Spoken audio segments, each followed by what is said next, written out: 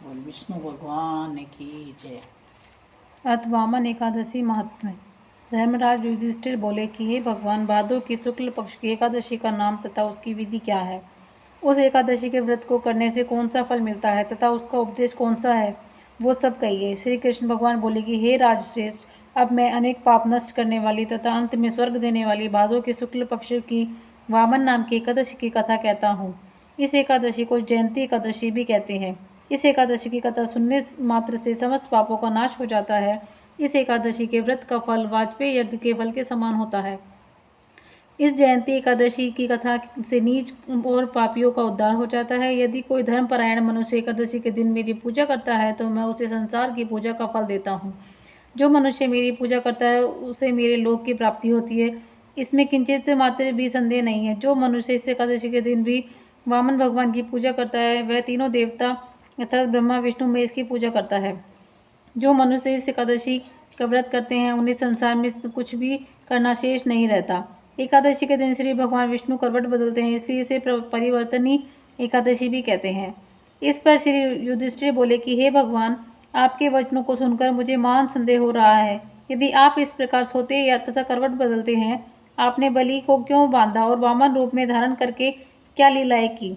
चातुर्मास्य व्रत की विधि क्या है तथा उसके शयन करने पर मनुष्य का क्या कर्तव्य है, सो सब विस्तार पूर्वक कहिए।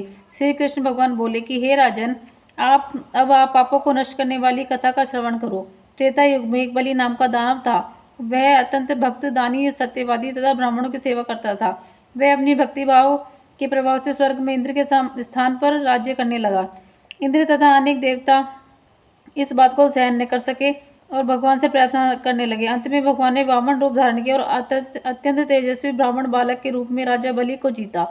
इस पर युधिष्ठिर बोले कि हे जनार्दन, आपने वामन रूप धारण करके बलि को किस प्रकार जीता, सो सब विस्तार पूर्वक समझाइए।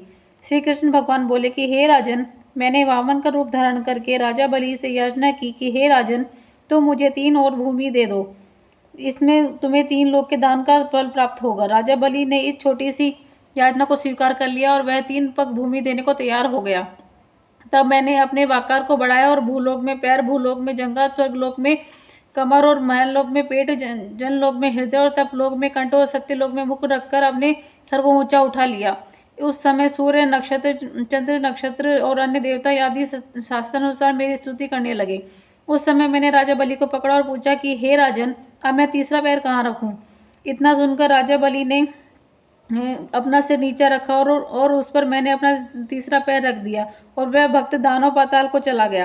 तथा जब मैंने उसे अत्यंत विनय पाया तो मैंने उससे कहा कि हे बलि, मैं सदैव तुम्हारे पास ही रहूंगा। भादो के शुक्ल पक्ष की एकादशी को परिवर्तनी नामक एकादशी के दिन मेरी एक प्रतिमा राजा बलि के पास रहती है और एक क्षीर सागर में शेषनाग पर शयन करती रहती है।